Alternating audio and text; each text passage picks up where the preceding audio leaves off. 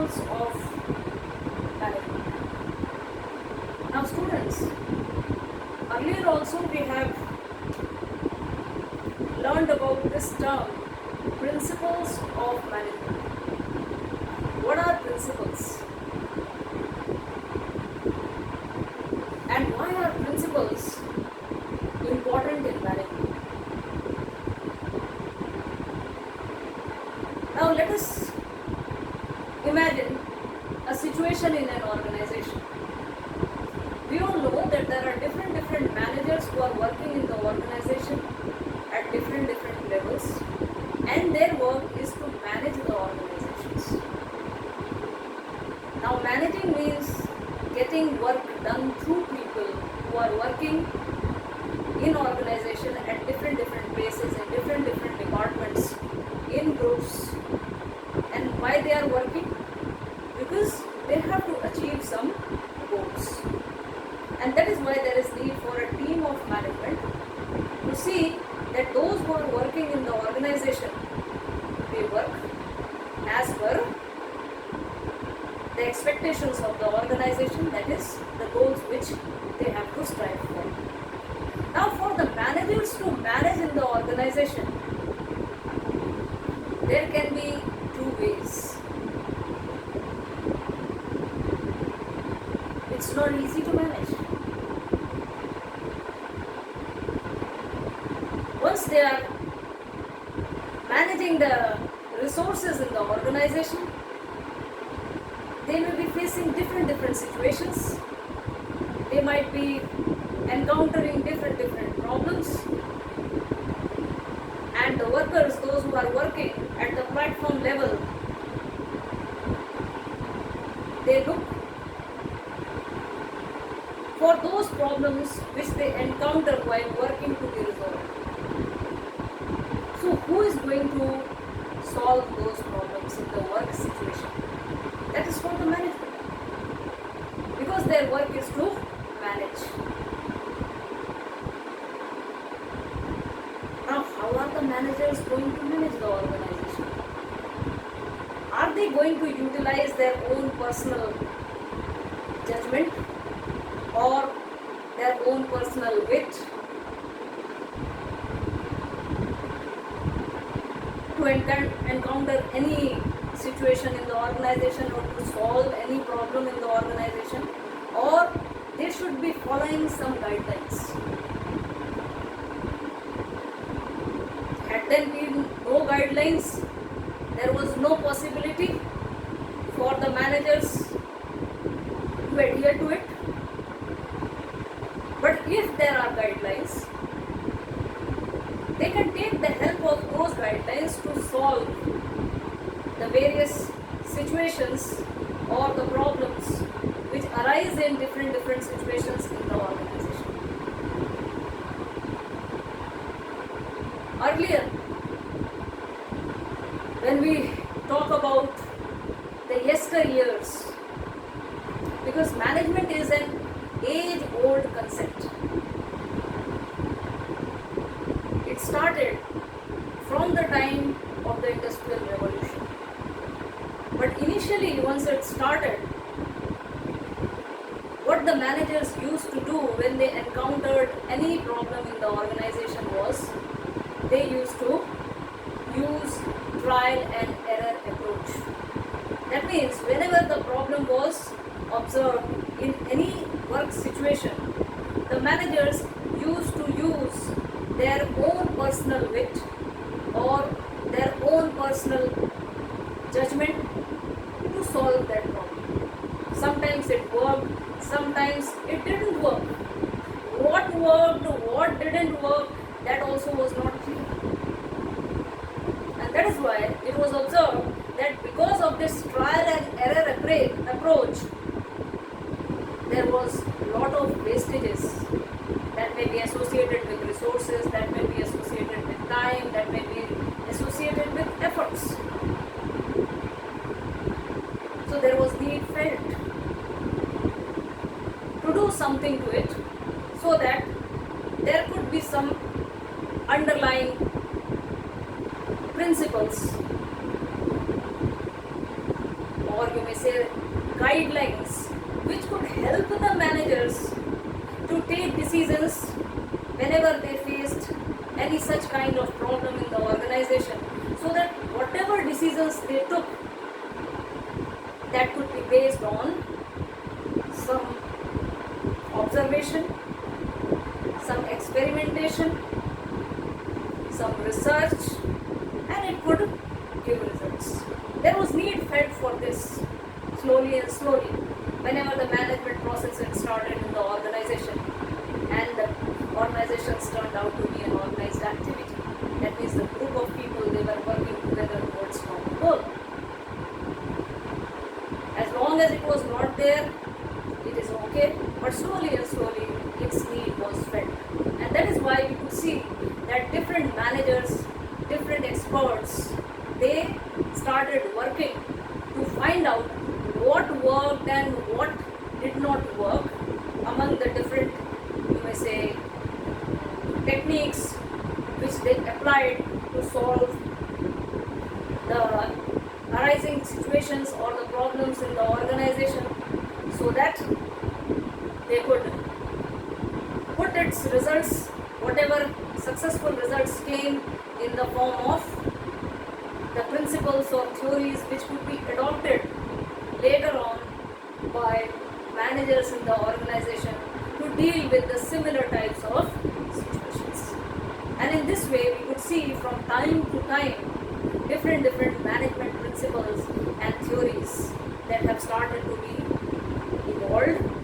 And that is why we say that management principles, they are evolving in nature,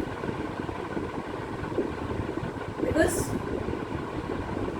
it is something which has come into existence from the past time, you may say, and it is still that we can see that the research, experimentation and observation, it is bringing about better theories, principles, so that the organizations are managed in a much better way by the modern methods.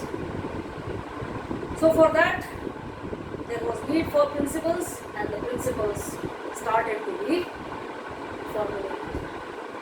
So let us all understand what are principles.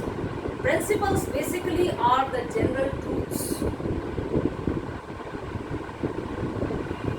General truths, when I say general truths, that means they are the guidelines.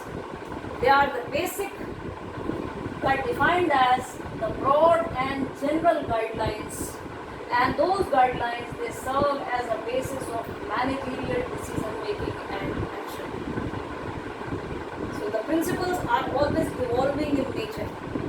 Different management experts, they have tried to work upon the principles of management to see that it comes out to be effective in handling the problems and taking decisions in a scientific manner and act upon it, so that the problem can be solved successfully. That is why, what are the principles? They are the broad and the general guidelines, and those principles are for whom? For the managers. And for what purpose? In order to solve various problems which exist in the organization, in work situations, and act upon it and take action upon it. So had there been no principles, it would be the trial and error approach which earlier the managers, they were adopting, and that is why we could see the impact of that trial and error approach, that it was a huge wastage of resources in the organization. So in this way, we find that principles nowadays, it is derived, and there are certain bases on the basis of which the principles are derived or formulated. So how are the management principles evolved or developed or derived? Very, very important. It may be asked, evolved, that word can be used, or it is developed, or it is derived. Some of the management principles, they have come into existence on the basis of observation of various management experts and theorists. Some on the basis of research and experimentation, and some on the basis of personal experience of managers in the organization. On the basis of there are three ways through which the management, very important, and this question is asked sometimes in 1 mark question. How are the management principles evolved? On the basis of observation first, on the basis of experimentation second, and on the basis of personal experience of managers. So these are the three ways through which the management principles, they have evolved and they are evolving even till today.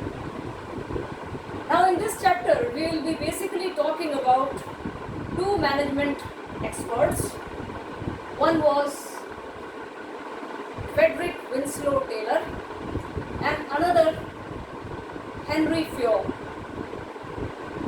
They have given certain principles of management which is relevant even till today. And when we say these management principles, they have been evolved on the basis of observation, experimentation and personal experience of managers. If we take the example of Taylor, on the basis of observation and experimentation, he has tried to derive different principles and also some techniques of management. So when we talk about Taylor, Taylor has given both principles and techniques of management. Apart from him, Henry Fayol is a name.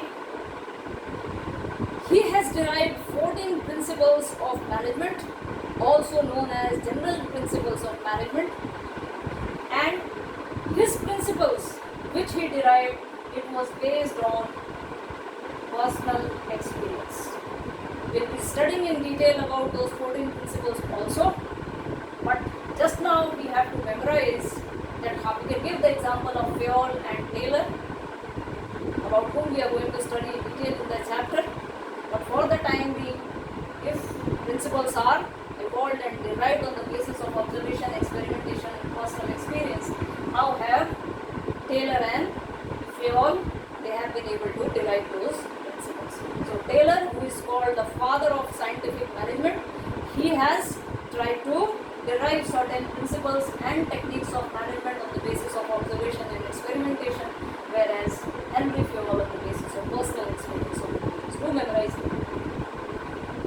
Now one thing more which is very important, and that is difference between principles of management and principles of pure science. Sometimes this is asked in 1 mark.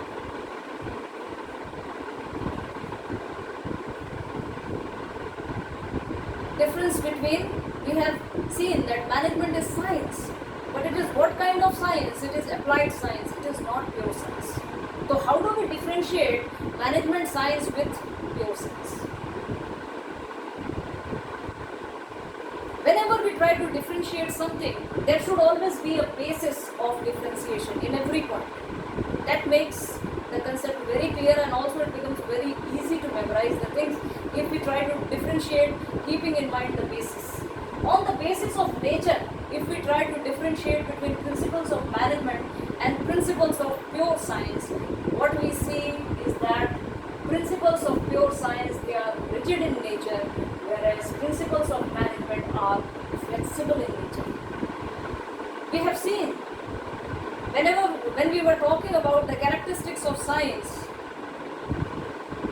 science is a systematized body of knowledge based on observation and experimentation and has universal applicability. When we say science is universally applicable, the way we apply pure science, physics, chemistry, biology, these are all pure sciences. It is applied in a rigid way. There is no difference in the application at any place. Why? Because it is rigid in nature. But this doesn't happen in case of management principles, because although the principles we have seen, they have been derived by different management experts, but while we apply those principles in the organization, it has to be applied flexibly, seeing the conditions of the organization. because these principles are basically to be applied on human beings, and human beings, they are complex in nature, and that is why it cannot be applied with rigidity. But the managers, because they don't want to apply the trial and error approach, that is not at all suggested. There should always be some underlying guidelines which are in the form of principles. If the managers understand those principles and apply it flexibly, seeing the conditions of the organization, keeping in mind those principles, automatically it is going to turn out to be successful. That is why we say that management principles, when they are compared with pure sciences, we see that they are flexible as compared to rigid principles of pure science. Also, there is difference between principles of management and techniques of management. Very, very important. While I was telling you about how the management principles have been evolved, I told you about Frederick Winslow Taylor. He is one of the classical management theorists along with Henry Fayol. They both come in the category of classical management. But Fayol, he not only gave principles, but he also derived some of the techniques of management. And there is always a difference between principles and techniques, which we are going to understand on different basis. I have told you, difference always on basis. There should be point of basis.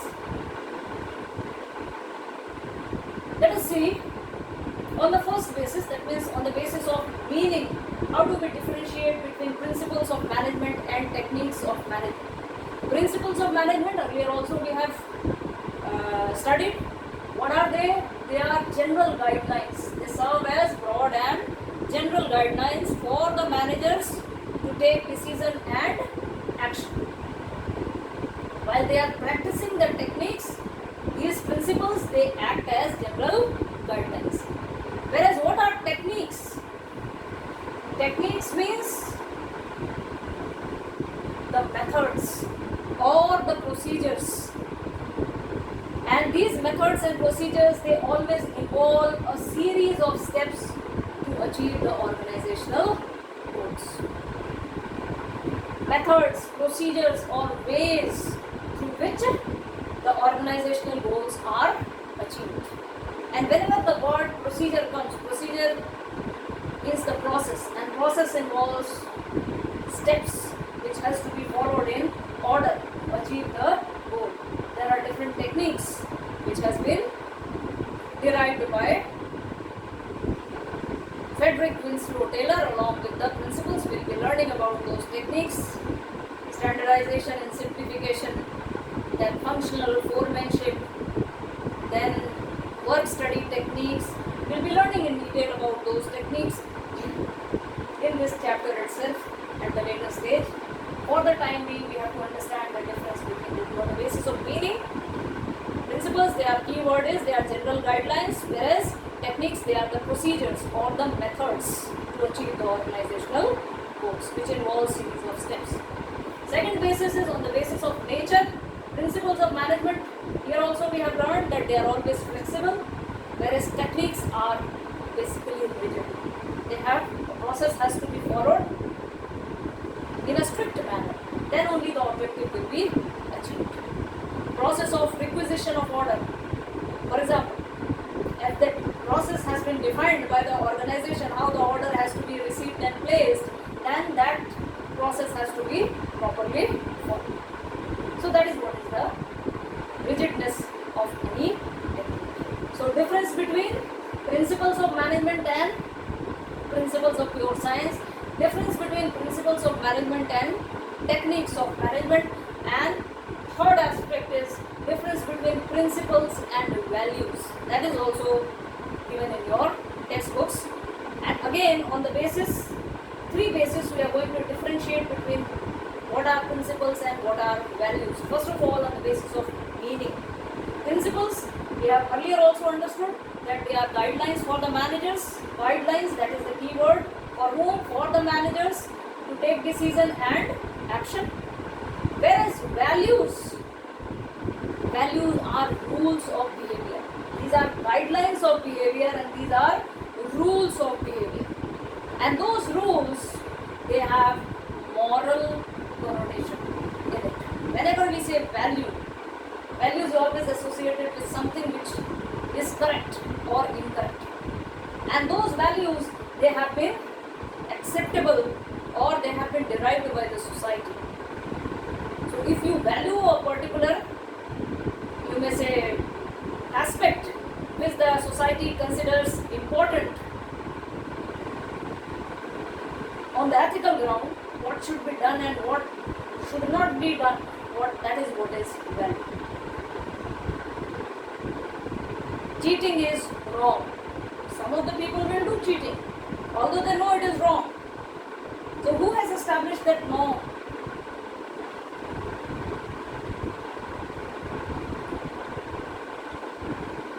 It is by the society.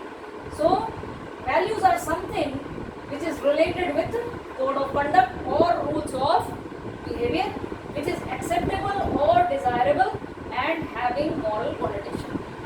Which is acceptable and desirable by the society, having moral connotation in it.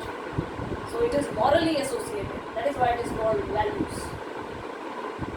Now, how are principles formed? We have learned that principles, they are basically formed on the basis of observation, experimentation, research, keeping in mind the work situation. Those principles, they have been derived. Similarly, how are the values formed? The values, they have been formed through common practice in the society. Black marketing, hoarding is wrong. That is something which is a common practice which is observed in the society, but the society doesn't evaluate. It should be avoided, it should not be done while you are doing the business. So it is formed through common practice. Common practice is the key word. And it is formed through research, experimentation, observation. That is the key word here in case of principles. If you memorize these bases, it becomes easy to explain the points. Whenever there is difference. On the basis of nature, principles, they are basically technical in nature, whereas values, they are ethical in nature because moral connotation is attached to values. So three differences here about principles and values, principles and techniques, and principles of management and principles of pure science.